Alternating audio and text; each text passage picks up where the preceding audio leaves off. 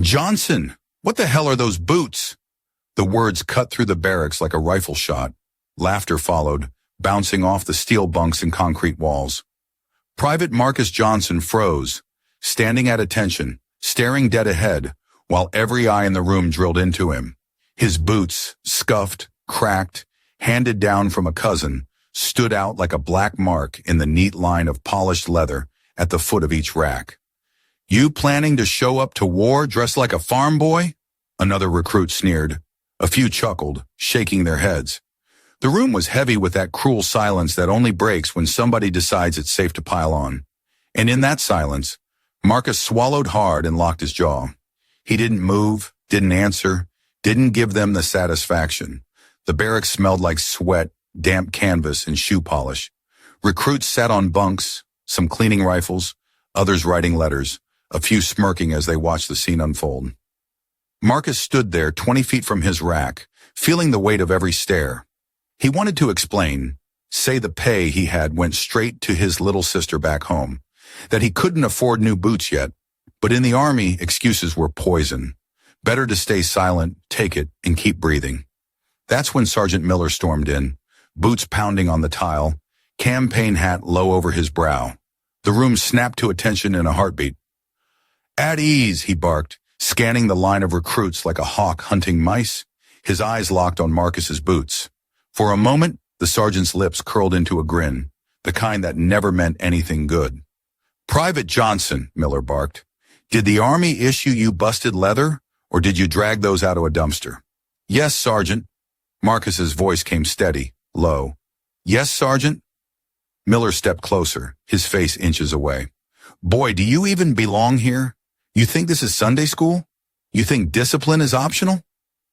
A few recruits tried to smother laughs. Miller didn't stop them. He fed off it. I don't know what kind of dirt farm you crawled out of, but here we don't cut corners. Here weakness gets men killed. He jabbed a finger at Marcus's chest. You understand that, Private? Yes, Sergeant. Marcus didn't flinch, didn't blink. His heart pounded so loud he thought everyone could hear it, but his eyes stayed fixed forward. Off to the side, standing by the far bunk, was Lieutenant Ramirez. She was young, calm, a quiet presence during inspections. She said nothing, didn't step in, but Marcus caught the faintest flicker in her expression. She'd noticed. Not the boots. Him. The way he took the ridicule without breaking. The way he stood there like a post while others crumbled under less. She said nothing, but her silence spoke volumes. Drop and give me 50, Miller barked. Marcus hit the floor, palms flat on cold tile. Push-up after push-up, sweat dripping, arms burning, boots scraping as the others shifted, some grinning, some whispering. Every rep echoed humiliation, but each one also carried something else. Discipline, resilience, a promise he'd made long ago. By the time he reached 50, his arms shook like wires, but he kept his back straight. On your feet, Miller roared. Marcus rose, chest heaving, sweat streaking his brow. Still silent, still unbroken. The sergeant leaned in, voice low. You're not gonna last, Johnson. Men like you never do. Marcus didn't answer. He couldn't. Regulation said silence, but inside his father's voice, his father who wore the uniform before him, echoed strong. Stand tall. Endure. Prove them wrong. That night when the lights went out and the barracks filled with snores and whispers, Marcus lay awake on his rack. His boots sat by the bed, ugly and cracked, but his. He reached under his pillow and pulled out a worn photograph of his father in uniform, stern but proud, one arm around a younger Marcus. I won't fail you, Dad, he whispered. His throat tightened, but he pressed the photo back under the pillow and closed his eyes. Across the room, Ramirez lingered near the doorway, watching the recruits settle. Her gaze flicked once more toward Marcus. He hadn't cracked. Not yet. And something in her gut told her he wouldn't. Everyone else thought the story was over, that Marcus Johnson would fade out before the next inspection. But they didn't know what was coming. They didn't know the fire inside him was just beginning to burn. If this story resonates with you, don't forget to hit the like button and subscribe to the channel so you won't miss the next chapters of this journey.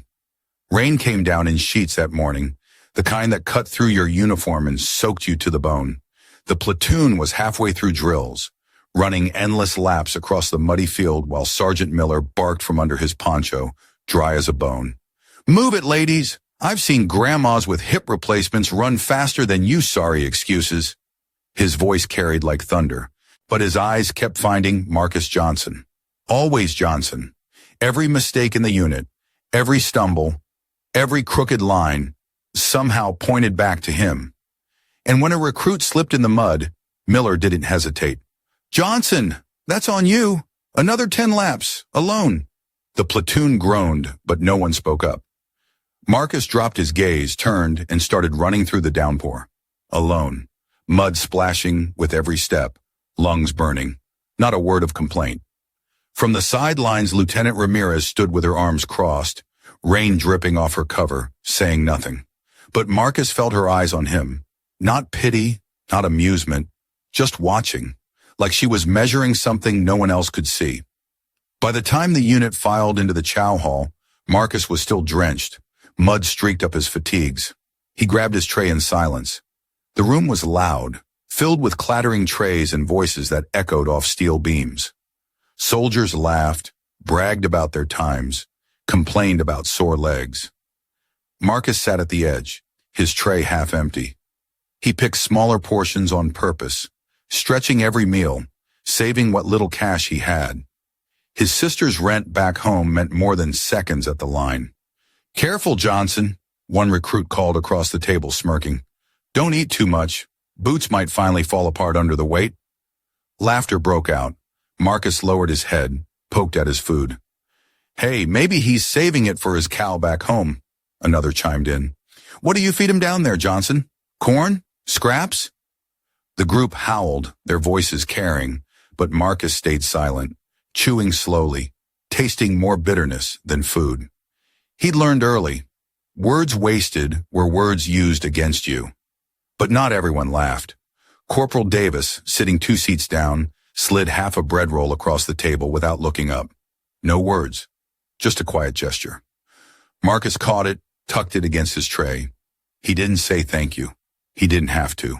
In silence, a bond formed stronger than any joke.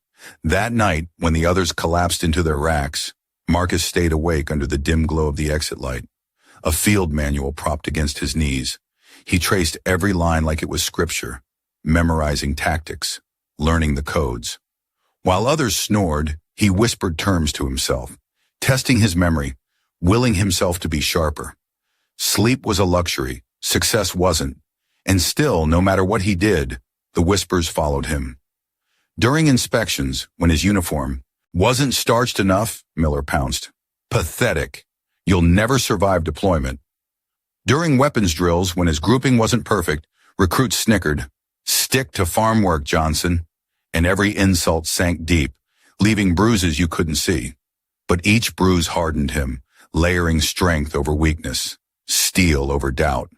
The pressure built, day after day, until the storm finally broke.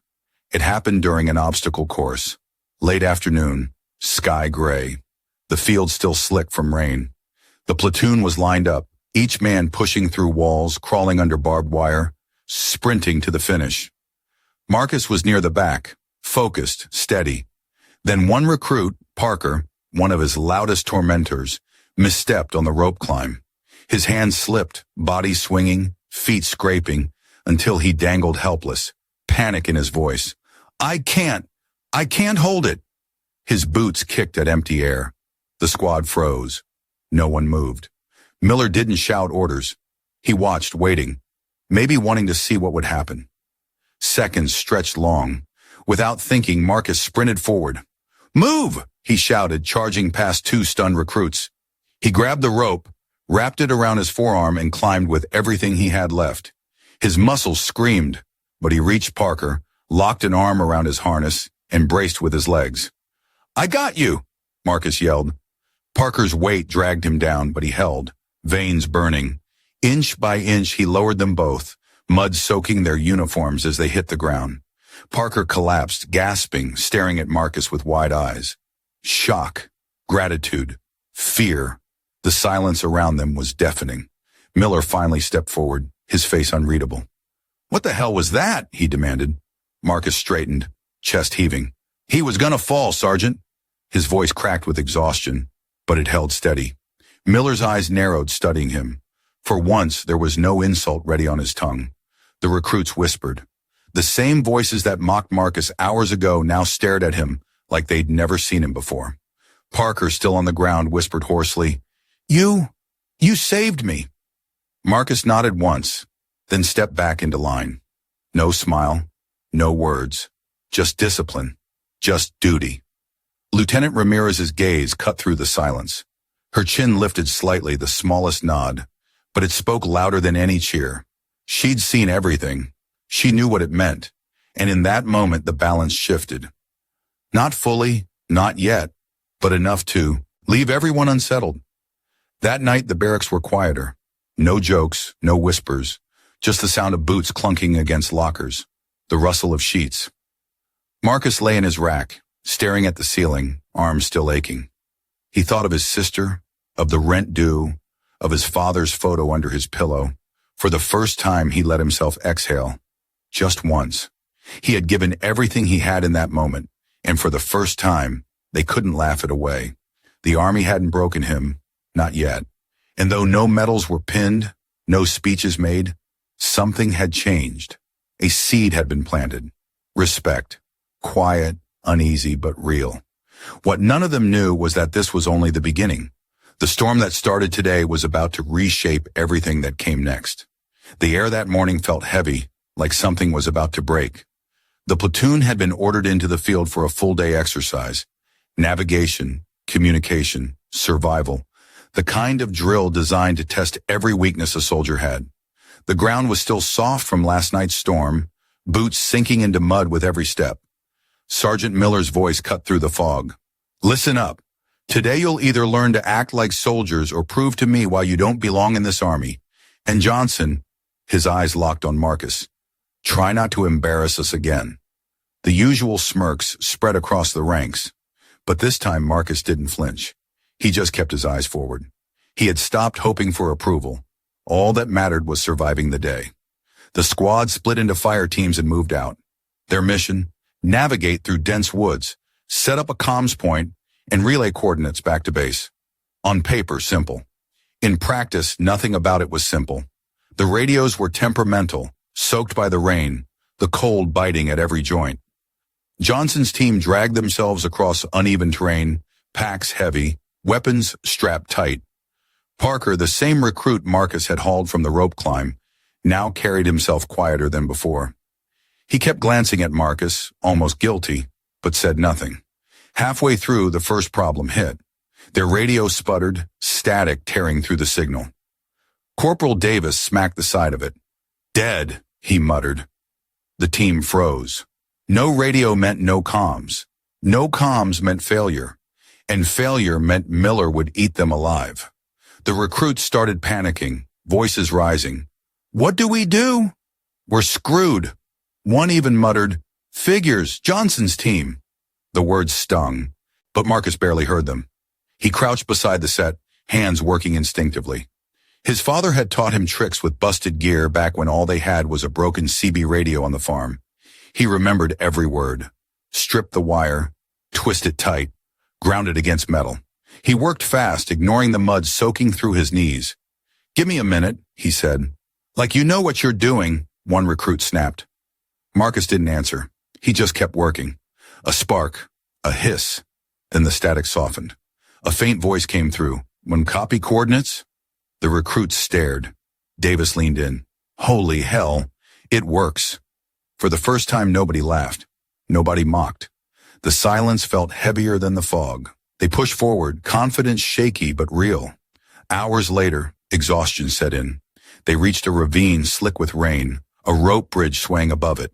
One by one, recruits crossed, packs dragging at their shoulders. Parker stepped onto the rope, hands trembling. Halfway across, his boot slipped, rope jerking. He lost his balance, arms flailing. A scream tore out of his throat as he tumbled over the edge, dangling by his harness. "Help!" he cried, legs kicking, body slamming against the cliff wall. Panic erupted. Recruits shouted. Some froze. One even looked away. Nobody moved. Nobody except Marcus. His body reacted before his mind caught up. "Hold on!" he shouted, tearing the rope from his pack. He anchored it against a tree, looped it around his chest, and descended. The drop was brutal. The cliff face slick, jagged rocks scraping his arms. His muscles screamed, but he kept going. "I got you!" he yelled down, reaching Parker. The kid's face was pale. Terror etched in his eyes. "Don't let go!" Marcus locked his arm around Parker's chest, pressed his boots against the cliff, and started the climb. Every inch was a battle, rope cutting into his shoulders, weight doubling with Parker pulling him down. His lungs burned, arms shook, but he didn't stop. Step, breath, pull, higher, higher. Until finally they reached the edge. Davis and another recruit grabbed Parker's arms, hauling him up. Marcus collapsed onto the mud, chest heaving, vision blurred. He had nothing left, but he had done it. Parker lay on the ground, gasping, staring at Marcus like he wasn't real. "You saved me. Again." The silence was absolute. Recruits who once mocked him now stared in disbelief. Even Miller, standing at the far side, didn't speak. His jaw tightened, fists clenched, but his eyes betrayed something no one had ever seen from him. Shock. He stepped forward, boots heavy in the mud. "Who authorized that move, Johnson?" His voice tried to carry the same bite, but it cracked under the weight of the moment. Marcus sat up slowly, wiping mud from his face. "Nobody, Sergeant. He was gonna fall." His voice was raw but steady. Miller's stare held on him, long and sharp. For once, no insult followed. Ramirez stepped forward from the back, calm, deliberate. "He just saved a soldier's life, Sergeant," she said quietly.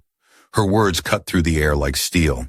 Miller's lips pressed tight, but he said nothing, not a word. The recruits shifted. The entire dynamic changed in one breath. Johnson, the farm boy, the joke, the outsider, had done what none of them dared to do. He had risked everything and won. That night back at base, the aftershocks rippled through the barracks. Whispers filled the air, but they were different now. Not laughter, not mockery. Whispers of respect, disbelief, even envy. Parker sat on his bunk, staring at the floor. When Marcus walked by, Parker stood abruptly. "Johnson," he said, voice low but clear. "I owe you. Twice." Marcus just nodded. "Forget it." But Parker didn't. He couldn't. The debt weighed heavier than any insult ever had. Later, Miller sat in his office, staring at Johnson's file. He flipped through the pages, eyes narrowing. Then he stopped, frozen. His father's name was there. Sergeant First Class Daniel Johnson, KIA in Afghanistan. Commendations for valor, Bronze Star. A man who had saved his unit in an ambush by running back into fire to drag out the wounded. A man the Army still whispered about. Miller leaned back in his chair, face pale. He had mocked the son of a soldier who had given his life for his men. He had called him weak, worthless, and the kid had proven otherwise in the most brutal, undeniable way. For the first time, Miller felt something he had never felt toward Private Johnson. Shame. Meanwhile, Marcus lay in his bunk, arms still aching, body trembling from exhaustion. He stared at the ceiling, listening to the silence. No jokes, no taunts, just quiet. Ramirez passed by, pausing at his rack. She didn't speak, didn't linger. She just gave the smallest nod, the kind only soldiers understand. Respect, recognition, the kind that couldn't be faked. Marcus nodded back, just once, then closed his eyes. That was the night everything changed.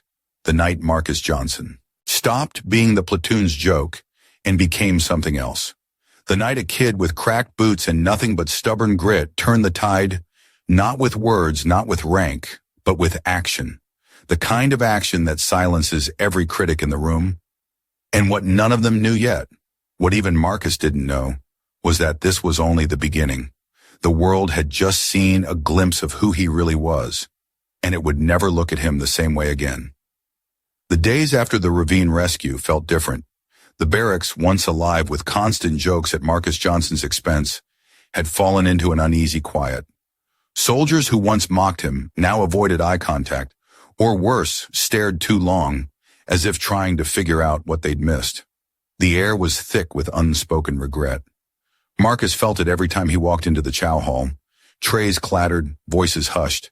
He carried his food, sat alone, but this time no one laughed at his portions. They watched instead, like the act of eating in silence had become something worth studying. Parker, the one he had saved twice, couldn't sit still. He shifted in his seat, eyes flicking toward Marcus every few minutes. One morning, he finally stood, tray in hand, and crossed the room. The hall went quiet. "Johnson," Parker said, voice low, carrying the weight of the entire platoon. I was wrong." He set his bread roll on Marcus's tray, the same way Davis once had. For a moment, nobody breathed. Then slowly, Parker walked away, shoulders slumped. That single gesture cracked the wall. Respect had replaced ridicule, but it was a respect no one knew how to show properly. It was awkward, heavy, real. Sergeant Miller, however, was a different story. His pride fought him every step. During formation, he still barked, still hunted for flaws. But his voice didn't land the same way it used to. When he shouted, "Eyes forward, Johnson!" there was no laughter backing him up, just silence. The platoon wasn't with him anymore, and that silence cut deeper than any words. One night, Miller lingered, after lights out, clipboard in hand, pretending to check bunks. But his eyes weren't on the beds. They were on Marcus, who sat quietly polishing his rifle. The sergeant's jaw tightened. For weeks he had called him weak, worthless, a mistake. And now he couldn't look at him without seeing the son of a hero who had bled out on foreign soil to save his men. That truth ate at him like acid. He hated it, hated himself for not knowing, hated Marcus for forcing him to face it without ever saying a word. The breaking point came during inspection.